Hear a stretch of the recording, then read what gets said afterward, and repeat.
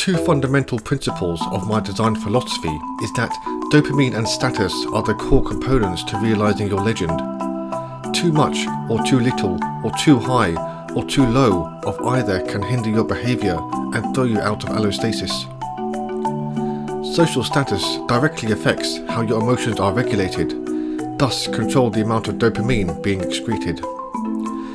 Dopamine, however, can be standalone, examples being listening to music or consuming drugs. Low levels of dopamine makes it hard to do the hard things that make life worth living, leading to pain and even depression. High levels, however, can lead to impulsivity and addiction.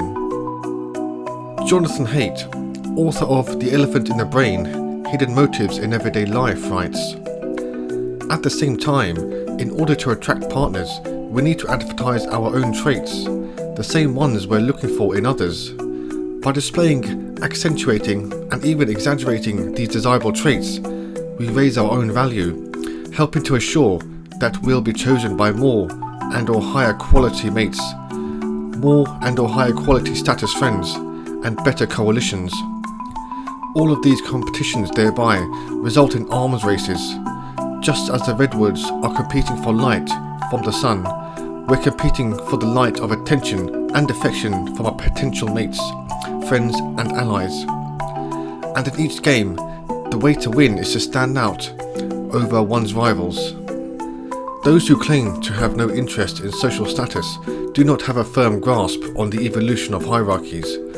We are always signalling our status through the brands we purchase, the size of our house, the speed of our car, how we attract others, and what company we work for. Hierarchies evolved through the combination of tribal reciprocation and living in a world lacking of resources. A primal component of our brain, the amygdala, is unconsciously keeping track of our social status. Where we belong in the hierarchy determines how much positive emotion we experience, and being irrationally emotional beings, it has a huge influence on how we behave. Compared to the animal world, we humans have a unique ability to belong to multiple hierarchies within our society, between our co-workers and within our families. Jonathan Haidt, author of The Elephant in the Brain, Hidden Motives in Everyday Life, writes, "Of all the signals sent and received by our bodies, the ones we seem least aware of are those related to social status. And yet we're all downright obsessed with our status, taking great pains to earn it, gorge it, guard it and flaunt it. This is a source of great dramatic irony in human life. Because of their privileged position, high-status individuals have less to worry about in social situations. They're less likely to be attacked, for example, and if they are attacked, others are likely to come to their aid. This allows them to maintain a more relaxed body language. They speak clearly, move smoothly, and are willing to adopt a more open posture. Lower status individuals, however, must constantly monitor the environment for threats and be prepared to defer to higher status individuals. As a result, they glance around, speak hesitantly, move warily, and maintain a more defensive posture. High status individuals are also willing to call more attention to themselves. When you're feeling meek, you generally want to be a wallflower, but when you're feeling confident, you want the whole world to notice. In the animal kingdom, this look at me strategy is known as apposementism. It is a quintessentially honest signal. Those who call attention to themselves are more likely to get attacked unless they are strong enough to defend themselves.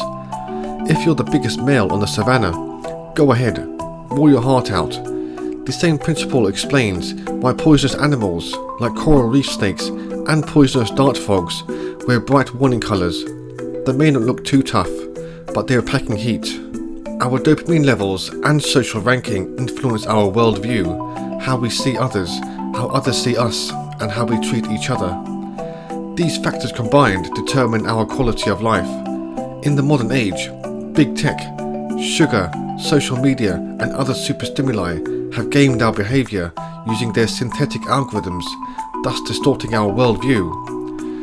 Superstimuli deceptively depletes our dopamine reservoir through bottomless feeds, abundance of triggered headlines, and exaggerated porn.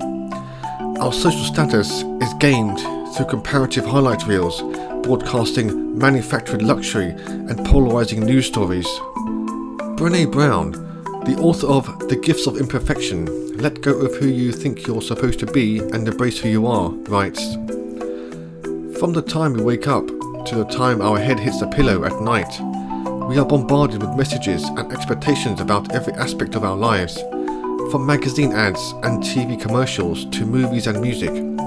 We're told exactly what we should look like, how much we should weigh, how often we should have sex, how we should parent, how we should decorate our houses, and which car we should drive. It's absolutely overwhelming, and in my opinion, no one is immune. Trying to avoid media messages is like holding your breath to avoid air pollution. It's not going to happen. It's in our biology to trust what we see with our own eyes. This makes living in a carefully edited, overproduced, and photoshopped world very dangerous. If we want to cultivate a resilient spirit and stop falling prey to comparing our ordinary lives with manufactured images, we need to know how to reality check what we see. We need to be able to ask and answer these questions. Is what I'm seeing real? Do these images convey real life or fantasy? Do these images reflect healthy, wholehearted living? Or do they turn my life, my body, my family, and my relationships into objects and commodities? Who benefits by my seeing these images and feeling bad about myself? Hint, this is always about money and or control. If we can become aware of the imperative need for protecting our dopamine reserves and social ranking, we become one step closer to realizing our legend. Daniel Lieberman, author of The Molecule of More, writes, "In many instances, though, dopamine and H&N get thrown out of balance, especially on the dopaminergic side. The modern world drives us to be all dopamine all the time. Too much dopamine can lead to productive misery, while too much H&N can lead to happy indolence. The workaholic executive versus the pot-smoking basement dweller.